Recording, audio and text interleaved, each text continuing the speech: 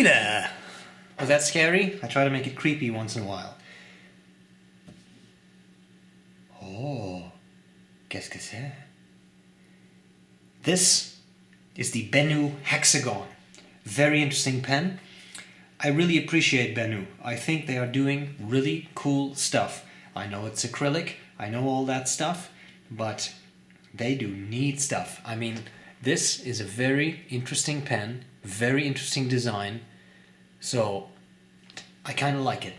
I'm going to show you the parts of the pen. I'll do a writing sample and I'll tell you what I like about it and what I don't like about it. Let's get started. Okay, let's look at the BENU Hexagon. Interesting pen.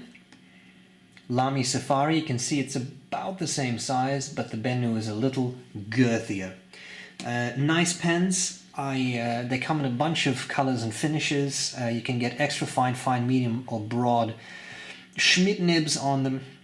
And I will say I find this color palette stellar. A dark, the camera, you never really know how it picks it up, but a dark purple to blue to pink right there. The gold flecks, gold flakes I should say. BENU does a really good job casting these resins. And then there is a very interesting tactile texture on it, these hexagons. This really reminds me of a dragon for some reason. I don't know why, but I guess dragon scales come to mind. Very, very interesting. Okay, let's cover the parts of this pen. On top we kind of have this sort of pink with a bit of gold still. No clip. Hexagons, gold going from pink to purple to blue. Then here on the barrel there's blue going to pink and purple. Very pretty material. This sort of center band actually has facets cut out. I don't know if the camera's... yeah, I think it's picking that up. Facets cut out, making for a very nice grip. It also says BENU, yes, BENU somewhere. And of course it makes sure this pen will not roll off your desk. So that is kind of neat. Barrel tapers down, ends in the same material again. What I really like, what you can see there, that's the ink capacity. That's the converter. So I'll try to make that ink move. There you go. So even with the pen capped, you can see how much ink you have left, which is, I think, is fantastic. Unscrew the barrel, and here you have this beautiful turquoise barrel with the ink window. The pen takes cartridges or a converter. I'm guessing you could, in theory, eyedropper this because it's all acrylic. There's no metal part, so that might work, but I haven't tried it. I don't know if this is waterproof, this seal, etc. Schmidt nib, extra fine, fine, medium, broad. It is steel, and they perform well, I must say. These nibs have done very well. So I like it. I think this is a very interesting pen. And what you need to see is how it writes. So let's have a look at this. BENU Hexagon. The nib is broad, the ink is Waterman Serenity. Waterman, I'm sorry. Waterman. This is a smooth nib. I found with Schmidt sometimes they have a little bit more feedback, sometimes they're a little smoother. This is one of the smoother ones. Very pleasant. Number 5 nib. I really enjoy writing with this. Also a pretty good broad. I would say that is definitely a broader writer.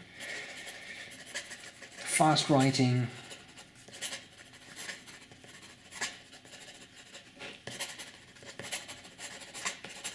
No skips, very nice ink flow. And this one is a wetter writer. Line variation, as always, very careful. You can actually squeeze out a little bit, but it is not a flex nib, nor is it advertised as such, so be very, very careful. I think it's a great pen. It's different, it's exotic looking, but it's fun. And we should chat about what I like about it and what I not like about it. Okay, so what do I think about the BENU Hexagon? Well, I think there's a lot to be liked. The material, as always with BENU, is beautiful. It has an interesting shape. It has an interesting pattern on it. That texture with those hexagons, and you can actually feel them, is very cool. I love that. I really like the ink window. Simple feature, works really well. I love it.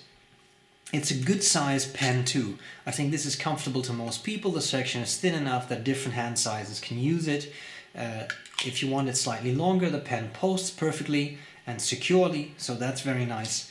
The nib writes very nicely out of the box. It wrote very, very nicely, so that's great when you have a pen that works that well. I have seen considerably more expensive pens that may have cost 10 times as much as this that did not write the way this pen writes. So that's kind of cool. The one thing I would say is, maybe just as I just talked about price, the pen costs $90. $90. That's not super cheap. I know there are less expensive pens out there, but do they look like this? I think it's a very cool, interesting, innovative pattern and design. I like it. What I will say is, I would love to see a larger nib. I think this nib maybe could be a bit larger. If this was number 6, I think it would really add something to the pen, but I say that every time I review BENU pen. I just like larger nibs, but then I don't think that is uncommon in fountain pen lovers. So I would love to see BENU experiment a little bit more with number 6 nibs. Schmidt makes them, they can be steel, they don't have to be gold, but I think that would add something to the pens overall. Having said that, I think it's a great pen. It looks interesting, it looks original, beautiful material, and it writes well.